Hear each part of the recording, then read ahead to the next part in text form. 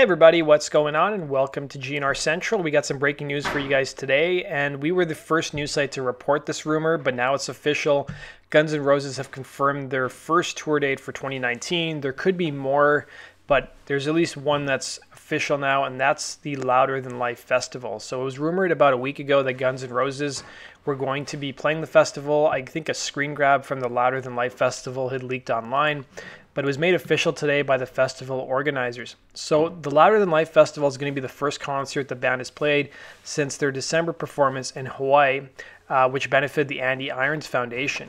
So the Louder Than Life producer Danny Wimmer put out a statement saying there are only a handful of bands through the years whose music not only resonates with fans, but changes the entire face of rock and roll, and Guns N' Roses is one of those true icons.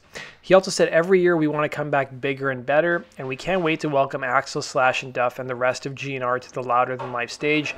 So the festival hasn't announced any of the other artists who are going to be playing on the lineup, but the festival takes place from September 27th to the 29th, and the festival will announce its full lineup on Monday, April 8th, and tickets will go on sale at 9 a.m. Eastern the same day.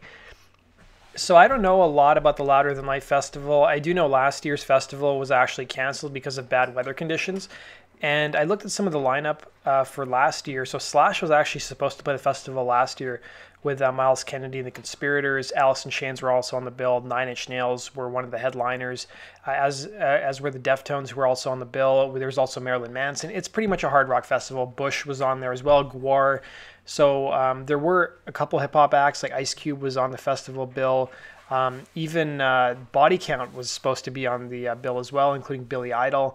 And the prices from last year, I imagine, will be similar to what this year's festivals will probably be. So it was $189.50 for general admission, I guess, for the whole festival, and then $469.50 for the VIP.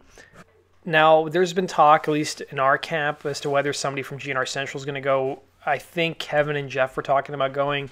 I'm still on the fence about whether I want to go or not. It seems like a lot of money to shell out without knowing the rest of the acts that are performing and without knowing the actual final prices as well.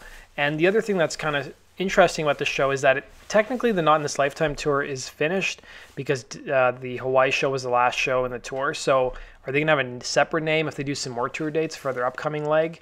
And I think it's safe to say I can probably guess what the set list is going to be at this point in time. It's probably going to be it'll probably be a shortened set because it'll be the first show of 2019 as far as we know.